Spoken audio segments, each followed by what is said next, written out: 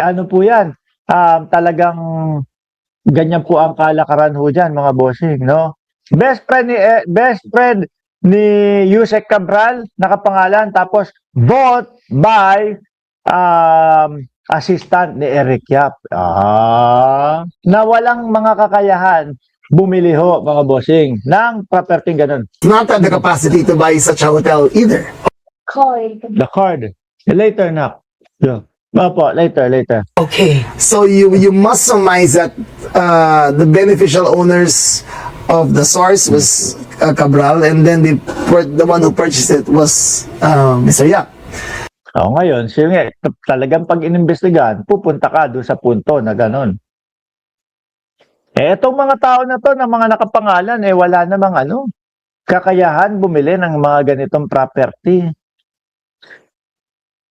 Mapupunta ka, mauuwi ka doon sa mga malalapit na mga kaibigan nila, mga malalapit na mga kamag-anak nila, o di ba? You have to know that Mr. Yap has this big estate, a very impressive estate in Benguet. Oh, it's like it's like you're in another country, and he built it, and it's fantastic, and he built it up. So he is a native of that area, or not a native, at least he is a congressman of that area, and he develops things there. Palalim po ng palalim ito, mga bossing. Sabi ni Bugi Arellano, Mark, gumagamit sila ng dami. Yes, correct po. Yan nga po yan, mga bossing. Palalim ng palalim. Sabi, lifestyle check para maganda.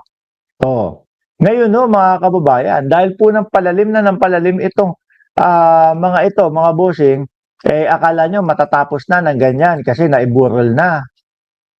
Di ba? Matatapos na, eto ho, mga boss Chipamo, sir.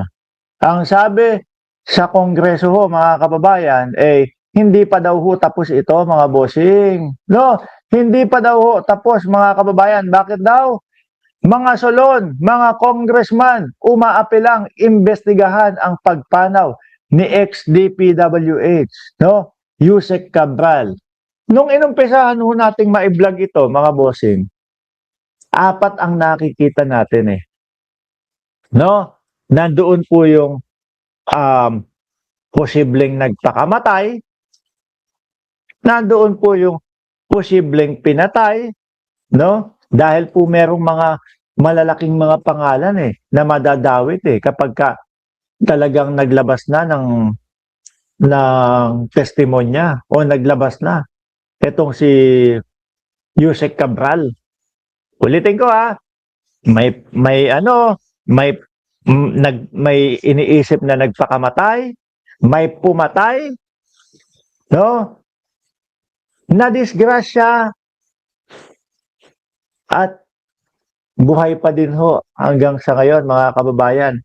Yung iniisip po na baka nag-backdoor, tapos itong nakikita natin, pati po yung sadyang pag-selfie nung driver, baka kasama po doon sa palabas na kunyari patay. Kaya ayan, sinasabi ni Buboy Perez, buhay yan. Nagpa-far away yan. No? Kaya po may mga ganun. Bakit to, mga kababayan? May testigo na sinasabi niya na nakita niya, no? Yung parang inilagay lang ho yung nagsasabi na nakita po namin ganito, ganyan, na meron pong 2 tao, isang lalaki, isang babae, nag-selfie pa po. Nagtataka kami bakit ganoon, merong mga kapulisan at bakit nag-slow down yung mga sasakyan doon, etc., etc. No? Tapos yung asawa, ayaw na ayaw, ipa-autopsiya nung una. Hindi po ba? Pati DNA, inaalmahan no. Yan yung tingin kong mga reason, mga kababayan, kung bakit ho, no, naiisip ng ibang tao na baka maslog lang ito, na pinatay yung sarili, kunyari, at tapos, lumabas ng bansa, pumunta doon sa korap na bansa, and ang ending, ayun na, kala nating mga Pilipino patay na. Yun pala ang katotohanan ho, mga boss Chipamo sir, ay tumakas lang. Okay na yan, sige. Tumakas lang. Hindi po ba, mga boss? Oh. Mark, baka tanim patay yan. Di ba? Kaya nga tama ang sabihin, there's no such as a perfect crime. Hindi si Cabral yan, Boss Mark. Di ba? Madami pa din ho talaga mga bossing na nag-iisip na ganun ho, mga kababayan. Na kaya sabi ko sa inyo, hindi ho natin naalisin doon sa pinagpipilian natin yung baka buhay pa yan. Kaya sabi ni John Vic Remulla, sige, subukan namin, kayo itulak namin doon. No? Testingin namin na kayo ang itulak doon. Anyway, mga bossing, dumako tayo dito sa panghuli nating topic. No? Ito, mga kababayan, ayoko namang to kasi sasabihin na naman yung mga DDS, ano ang nagawa ng Bongbong Marcos ninyo? Paulit-ulit naman pong ganun yung mga DDS natin no? Kahit po bumabalandra, sumasambulat na at talaga sumasampal na sa mga pagmumukha nila. Proyekto ng Pangulong Bongbong Marcos, sasabihin pa din yung mga yan, wala, hindi totoo, walang nagawa si PBBM, ganito, ganyan. Biruin mo, si Secretary Larry Gadon, nandoon na din, Huwag niyong hintayin na matawag kayong bobo niyan. Sa diwa ng Pasko at pagkakaisa, nagboluntaryo ngayon ang aming opisina sa Walang Gutom Kitchen, ang kauna-unahang government-owned soup kitchen sa bansa na ngayon ay 1 taon nang naglilingkod sa pangunguna ng DSWD. Nakita mo yan? Paano yan? Yung mga palabas ni Bongo na pagoto-goto. Naklaputa yung goto. Uy, sabi ko, anak ng putek, ha? Yung kay Bongo, goto. Tapos yung itlog, hinati pa daw po sa 4, mga kababayan. Grabe naman pagtitipid yun. Lugaw na nga lang Kaya nga yung sa mga tawag dito? Sa mga turo-turo. Di ba?